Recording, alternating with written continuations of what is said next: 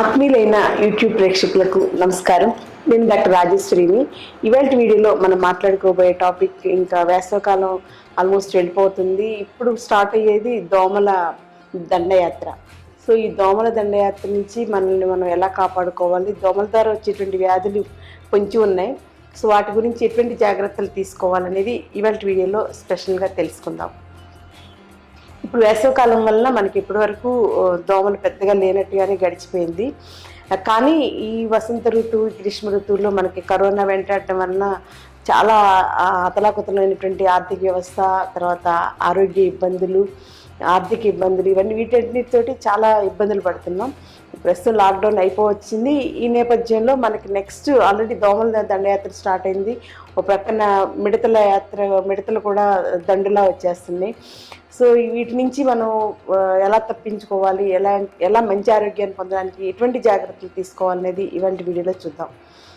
సాధారణంగా మనకి వర్షాకాలం వస్తుండగానే దోమలు వచ్చేస్తుంటాయి. సో దోమల గురించి గవర్నమెంట్ వాళ్ళు కూడా పౌడర్ అవి చల్లడం అని, తర్వాత స్పెషల్ కేర్ అవి తీసుకుంటారు.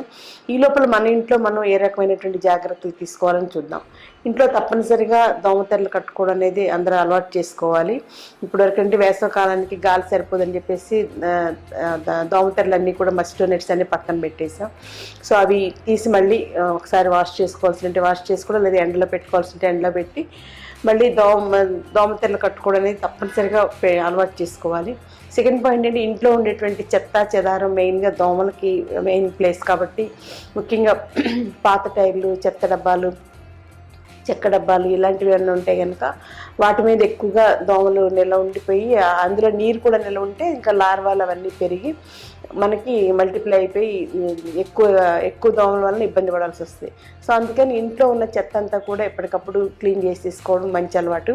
దాంతోపాటుగా మన పరిసరాల్లో కూడా, మన అపార్ట్మెంట్ అయితే కింద కానీ, లేకపోతే ఇండివిజువల్ హౌస్ అయితే కింద కానీ, లేకపోతే మన చుట్టూ ఉండేటువంటి మురుగు కాలువలు అవి కూడా ఎవరికి వాళ్ళు కాన్సన్ట్రేట్ చేసుకుని వాటిల్లో దోమలు రాకుండా స్పెషల్ కేర్ అనేది అందరూ కలిసి చేసుకుంటే, ఏదైనా అందరూ కలిసి చేసుకుంటేనే కరెక్ట్గా చేయగలం. ఇప్పుడు పొలంలో రైతులైనా సరే ఎలుకలు దాన్ని వస్తున్నప్పుడు అందరూ కలిస్తేనే కరెక్ట్గా అవుతుంది. లేకపోతే ఒకళ్ళే చేసుకుంటే ఉపయోగం ఉండదు. ఆ ఒకళ్ళ వరకు ఎలుకలు రాకుండా ఉంటే తర్వాత పక్కన పొలంలో అన్నీ మళ్ళీ ఇటు ఎలాగ వచ్చేస్తాయి.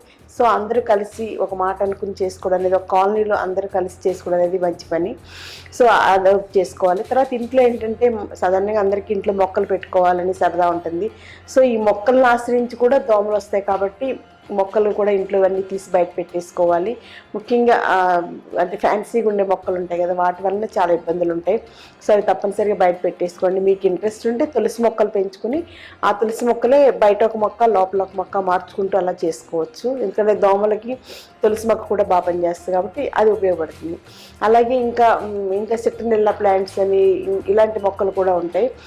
వాటి వలన కూడా దోమలు ఎరాడికేట్ చేయొచ్చు కాబట్టి అలాంటి మొక్కలు పెంచుకోండి. వాటిని ఒకరోజు ఇంట్లో పెట్టుకోవడం, ఒకరోజు బయట పెట్టుకోవడం, అలా 2-3 కుండీలు పెట్టుకుంటే ఒకటి మార్చి లోపల బయట మార్చుకోవచ్చు. అలా చేసుకోండి. సో ఈ రకమైనటువంటి కేర్ తప్పనిసరిగా తీసుకోవాలి. తర్వాత ఇంకా ఏంటంటే దోమల గురించి ఇంట్లో సాధారణంగా దోమలకి మస్కిటో కాయిల్స్ వాడడం, ఆల్ అవుట్ వాడడం మనం జనరల్గా చేస్తుంటాం. సో అవి కాకుండా న్యాచురల్గా మస్కిటో రిపెల్లెంట్స్ ఏంటి అనేది ఒకసారి ఆలోచించాలి. అలా ఆలోచించి అలాంటి కేర్ తీసుకుంటే కనుక రొటీన్గా మనం వాడే మస్కిటో కాయిల్స్ కానీ, లేకపోతే ఆల్ అవుట్స్ ఇలాంటివన్నీ కూడా బయటపడేయచ్చు. ఎందుకంటే వాటి వలన మనకి క్యాన్సర్ వస్తుందని చెప్పేసి లేటెస్ట్ రీసెర్చ్ ఉంది కాబట్టి, సో అవి ఎంత మనం పూర్తిగా వాడడం మానేసిస్తే అంత మన ఆరోగ్యానికి మనం భద్రత కలిగించుకున్న వాళ్ళం అవుతాం. ముఖ్యంగా ఏంటంటే ఇలాంటి మస్కిటో కాయిల్స్ కానీ, ఆల్అవుట్స్ ఇలాంటివన్నిటి వలన ఏంటంటే అవి మన ఇమ్యూనిటీ వ్యవస్థను కూడా దెబ్బతీస్తాయి. ఎప్పుడైతే మన ఇమ్యూనిటీ వ్యవస్థ దెబ్బతిందో అప్పుడు రకరకాల ప్రాబ్లమ్స్, వాటితో పాటుగా క్యాన్సర్ ఇలాంటి ప్రాబ్లమ్స్ అన్నీ వస్తాయి. పిల్లలు ఉన్న ఇంట్లో అయితే కనుక వాళ్ళకి శ్వాసకోశ ఇబ్బందులు ఎక్కువగా వస్తాయి. అంటే ఎలర్జీస్ కానీ, లేకపోతే బ్రాంకైటిస్ కానీ, ఆస్మా కానీ ఇలాంటి ప్రాబ్లమ్స్ వస్తాయి. కాబట్టి తప్పనిసరిగా మస్కిటో కాయిల్స్ 100% వాడడం అనేది మానేసేయాలి. ఎందుకంటే ప్లాస్టిక్ ఎంత చెడ్డదని తెలుసుకున్నాము, మన ఇమ్యూనిటీని దెబ్బతీయడంలో కానీ, లేకపోతే మనకి క్యాన్సర్ రావడానికి కానీ, ప్లాస్టిక్ ఎంత చెడ్డో సేమ్ అదే టైప్లో ఈ మస్కిటో కాయిల్స్ కూడా అలా ఉంటాయి కాబట్టి అవి కూడా పూర్తి ఇంట్లో ఎరాడికేట్ చేసేసుకోవాలి. సో ఆ ప్లేస్లో ఏం వాడుకోవాలనేది ఒకసారి ఆలోచిద్దాం. ఆ ప్లేస్లో మనం పాత రోజుల్లో లాగా మనం ధూపం వేసుకోవడం అనేది మంచి అలవాటు. సో మనకి ముఖ్యంగా ఏంటంటే కొబ్బరి పీచు, తర్వాత కొబ్బరి నూనె, తర్వాత కొంచెం కర్పూరం, గోమయం ఇవన్నీ కలిపేసేసి కొంచెం తులసి ఆకులు ఉంటే సిట్రనెల్ల ఆకులు కూడా వేసుకోండి. ఇవన్నీ కలిపేసేసి ఒక కిట్ లాగా పెట్టుకోండి మీరు. వాటిని రోజు సాయంత్రం పూట 6:30 ఆ టైంలో పిల్లలతోటి ఇంట్లో వెలిగించేసి, అంటే మనకి ఎలా అయితే హోమం చేసేటప్పుడు రాగి పాత్రలో అన్నీ వేసి చేస్తామో అలాగా అవన్నీ కూడా ఒక ధూపానికి అన్నీ సెట్ చేసుకుని పిల్లల చేతి సాయంత్రం 6:30 ఆ టైంలో వెలిగించేస్తే ఇంట్లో పెట్టుకుని ఇల్లంతా కూడా ఒకసారి ఒక రౌండ్ పిల్లల చేతి తిప్పించండి. అప్పుడు మూలలో ఉన్నటువంటి దోమలు కూడా పోవడానికి మంచిది. ఇంకోటి ఏంటంటే దీనివల్ల అడ్వాంటేజ్ ఏంటంటే దోమలు పోవడంతో పాటుగా మన ఇంట్లో ఉన్నటువంటి నెగిటివ్ వైబ్రేషన్స్ అన్నీ కూడా బయటకు వెళ్ళిపోతాయి. తర్వాత మనకి గోమయంకి సంబంధించిన వాసన పీల్చినా సరే ఇంట్లో మనకి మంచి వైబ్రేషన్స్ వస్తాయి కాబట్టి అది మెయిన్ ఇంపార్టెంట్ పాయింట్. సో దాంతోపాటుగా దోమల మీద ఈ గోమయం కానీ గోమూత్రం కానీ చాలా బాగా పనిచేస్తుందని పంచగవ్య మీద నేషనల్ ఆయుర్వేదిక్ రీసెర్చ్ సెంటర్ వాళ్ళు మంచి రీసెర్చ్ చేశారు. పంచగవ్య అంటే గోవుకు సంబంధించినటువంటి పాలు, మూత్రము, పెరుగు, నెయ్యి, గోమయం. సో 5కు సంబంధించింది పంచగవ్య అని చెప్పేసి స్పెషల్గా ఆర్ఏవి వాళ్ళు ఆల్ ఇండియా లెవెల్లో ఉండే ఆర్ఏవి రీసెర్చ్ ఇన్స్టిట్యూట్ వాళ్ళు ఒక పెద్ద రీసెర్చ్ చేసి ఒక బుక్ ఒకటి తీసి సబ్మిట్ చేశారు. సో దానిలో ఏంటంటే మెయిన్గా గోవుకు సంబంధించిన పదార్థాలు ఇవన్నీ కూడా బై ప్రోడక్ట్స్ అన్నీ కూడా మస్కిటో రిపెల్లెంట్స్గా యాక్ట్ చేస్తాయి కాబట్టి వాటిని సామాన్యంగా ప్రజలందరూ వాడుకోవడం మంచిదని సూచించారు. వీటికి సంబంధించిన ప్రోడక్ట్స్ ఏమన్నా మీకు బయట మార్కెట్లో దొరికితే ఆల్రెడీ చాలామంది చేస్తున్నారు, గోమయానికి సంబంధించి గోశాలలో ఉన్న వాళ్ళందరూ చేస్తున్నారు. అలాంటి ప్రోడక్ట్స్ ఉంటే వాటిని మస్కిటో రిపెల్లెంట్స్గా వాడుకోండి. సో ఇది మెయిన్ కేర్ అనేది తప్పనిసరిగా తీసుకోవాలి.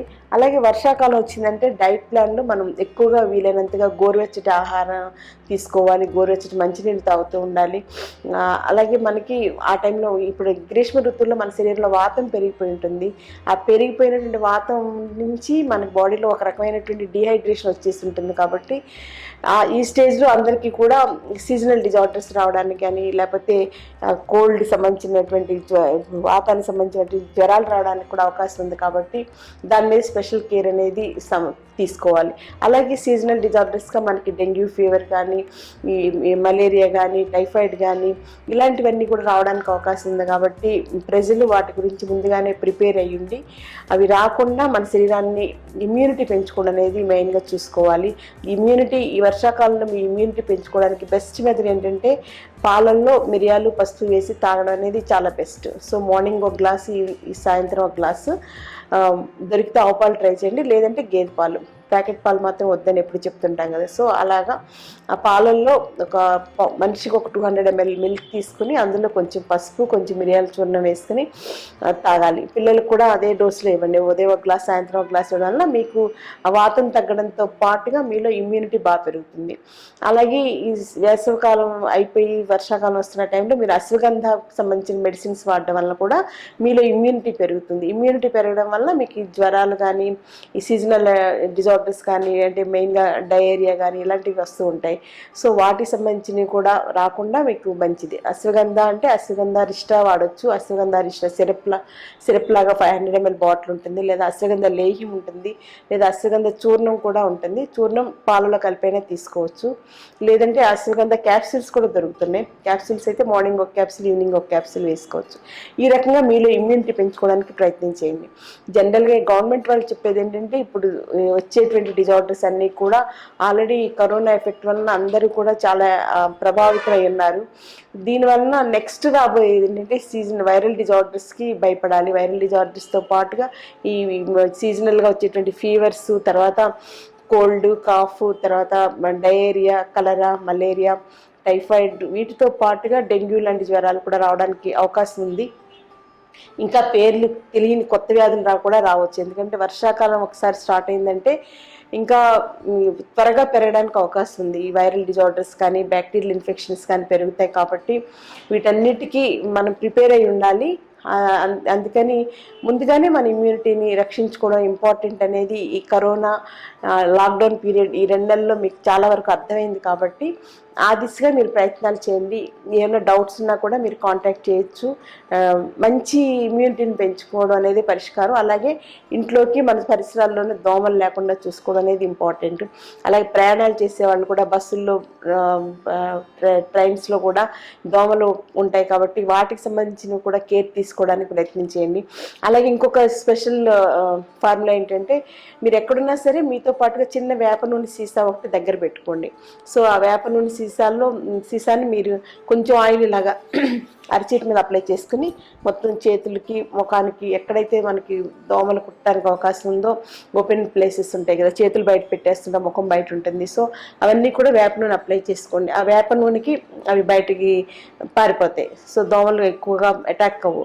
సో మంచి కంపెనీ వేప నూనె తీసుకొని మీ దగ్గర ఉంచుకుంటే మీరు దోమల నుంచి మిమ్మల్ని కాపాడుకోవడానికి చాలా మంచి అవకాశం ఉంటుంది. కాబట్టి తప్పనిసరిగా ఈ జాగ్రత్తలు తీసుకుంటే మనం వచ్చేటువంటి వర్షాకాలంలో వచ్చేటువంటి వ్యాధుల నుంచి మనల్ని మనం కాపాడుకోవచ్చు. మరో మంచి వీడియోలో మళ్ళీ కలుసుకుందాం. Until then take care. Thank you.